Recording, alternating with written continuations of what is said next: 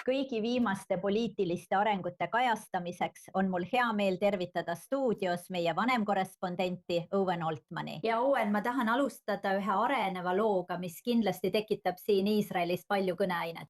Valitsus võib potentsiaalselt otsustada mitte järgida ülemkohtu otsust. Kui see vastab tõele, oleks see kindlasti pretsedenditu. Mis on kõige värskemad uudised? Räägi meile lähemalt. Suur uudis siin Iisraelis, Benita. 3/5 õhtusest uudistesaates tegi sellest oma peateema ning see saab siin Iisraelis palju tähelepanu. Ma ei taha liiga detailidesse laskuda, aga põhilised faktid on, et vaidluse keskmes on meediaregulaator. Kas tal on kvoorum või ei ole kvoorumit? Ülemkohus ütleb, et regulaator võib ja peab jätkama tööd. Valitsus ütleb, et ta ei saa tegutseda ega tohikski. Ja küsimus ongi selles, keda see regulaator, see juhatus, kuulab. Kas nad kuulavad kohut või kuulavad valitsust? Ja just sellepärast ongi tegemist põhiseadusliku kriisiga. Benita, võib ette kujutada, et sarnaseid kriise võib juhtuda ka teistes demokraatiates ja ongi juhtunud. Miks on see Iisraelis nii suur uudis?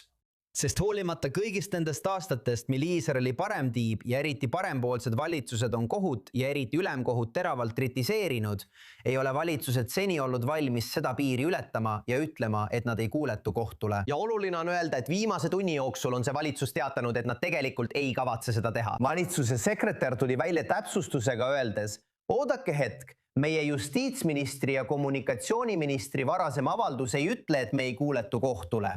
See lihtsalt esitab peravat kriitikat kohtuotsuse suhtes. Ma mõtlen, ma lugesin vastavat lõiku 3-4 korda. Seda võib minu arvates mõlemat pidi tõlgendada, kuid oluline on, et valitsust esindab valitsuse sekretär, isegi kui ta on poliitiline ametisse nimetatu ja riigiametnik, mitte avalikkuse poolt valitud ametnik, tegi selle olulise avalduse. Olgu sellega, kuidas on, see on siin Iisraelis tekitanud tõelise tormi. Kuni selleni välja, et president Isaac Herzog tegi täna varem avalduse, öeldes, et see on valitsuse jaoks punane joon. Mitte ainult karmilt kritiseerida ülemkohut, vaid tegelikult mitte täita kohtuotsust.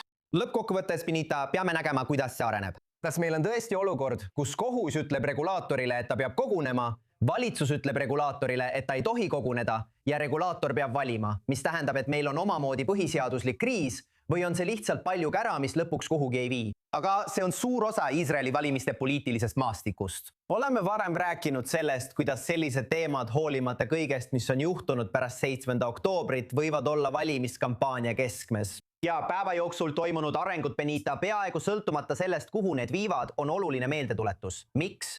Selline juhtum ajab kindlasti tuvid lendu vahetult enne valimisi, nagu me oleme juba nädalaid arutanud. Meil oli just seal raport Gadi Eisenkotiga. Seda meest peetakse seni suurimaks väljakutsujaks.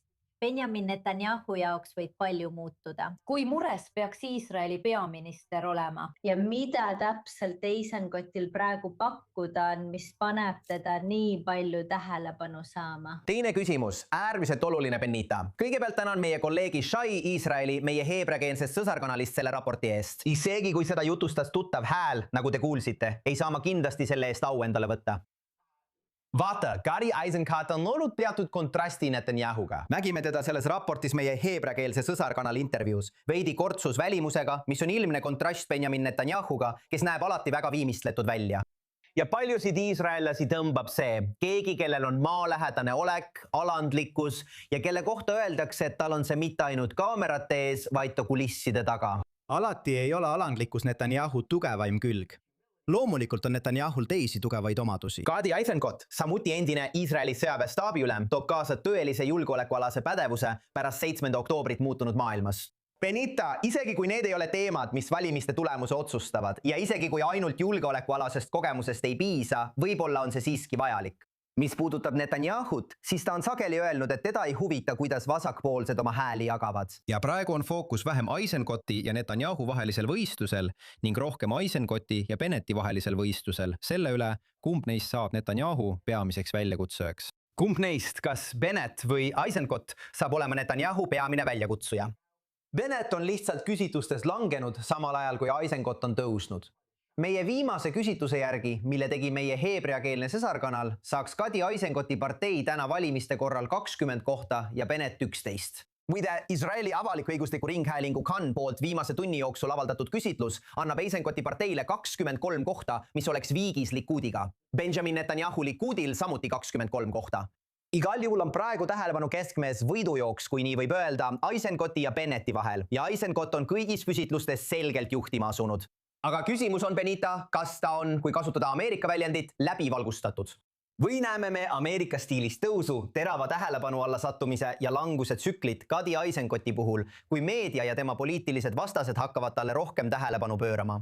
Kas ta peab sellisele teravale tähelepanule vastu? No kindlasti võib järgmiste kuude jooksul palju juhtuda, aga on veel üks nimi, kui rääkida Likudist, mis on täna pealkirjadesse jõudnud, Julie Edelstein, selle partei veteran, kes selgitab, miks ta otsustas lahkuda. Ta ütles, et edasijäämine oleks tema põhimõtete reetmine ning vihjas ka uue poliitilise tee rajamisele. Kindlasti on huvitav sellist seisukohta praegu jagada. Kuidas sulle tundub see, mida Julie Edelstein ütles? See puudutab Edelsteini, Benita, aga see on ka laiem teema. See puudutab potentsiaalseid valijaid. On osa Iisraeli avalikkusest, kes peab end parempoolseks, kuid kellele ei meeldi teatud asjad, mis selles valitsuses on juhtunud. Küsimus ultraortodoksete Haredi yeshiva õpilaste mitteajateenistusse võtmises ning ka mõnede Likudi parlamendiliikmete ja ministrite stiil, kes tihti karjuvad ja kisavad.